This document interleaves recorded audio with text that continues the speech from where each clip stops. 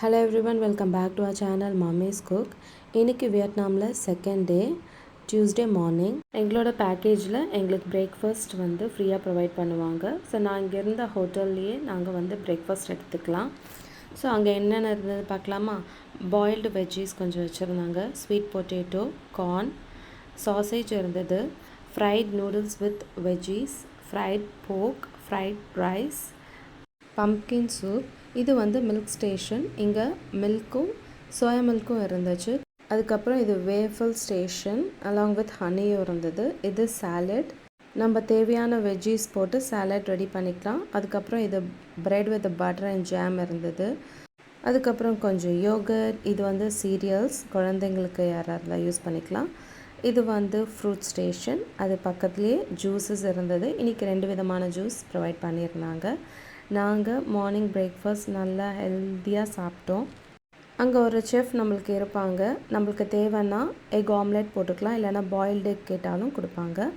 எங்களோட கைட் வந்து 9 o'clock arrive ஆனாங்க. ஸோ நாங்கள் முடிச்சுட்டு எங்களுடைய ஃபர்ஸ்ட் லொக்கேஷனுக்கு எங்களோட ஹோட்டல்லேருந்து ஒரு 1/2 hour ட்ராவலுக்கு நாங்கள் ரீச் ஆனோம். இதோ எங்களோட ஃபர்ஸ்ட் வியூ. இந்த வியூவில் நான் ஒரு கிளாஸ் பிரிட்ஜ் ஒன்று மென்ஷன் பண்ணியிருப்பேன். ஆக்சுவலாக வந்து இந்த கிளாஸ் பிரிட்ஜ் வந்து ரொம்ப ஃபேமஸ் இன் வியட்நாம்.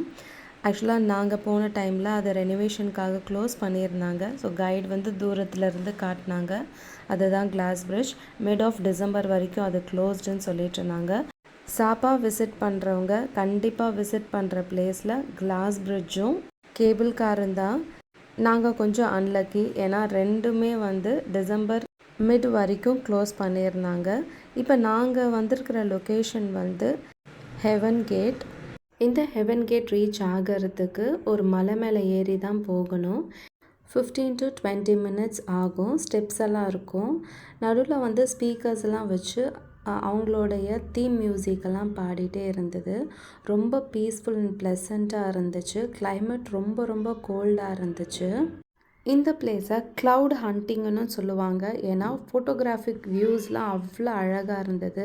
ஒரு சில இன்ஃபர்மேஷன் எங்கள் கைடு எங்களுக்கு சொன்னது, இது வந்து 2035 meters above the sea level இருக்குது. அண்ட் இது 1993க்கு அப்புறம் தான் இதை ஒரு டூரிஸ்ட் டெஸ்டினேஷனாக மாற்றிருக்காங்க. இதோட அஃபிஷியல் நேம் பார்த்தீங்கன்னா ட்ராம்டான் பாஸ். அண்ட் இதுக்கு ஒரு நிக் நேமும் இருக்குது, வியூ பாயிண்ட். ஓகே, இப்போ நம்மளோடைய ஹெவன் கேட் ரீச் ஆகிட்டோம்.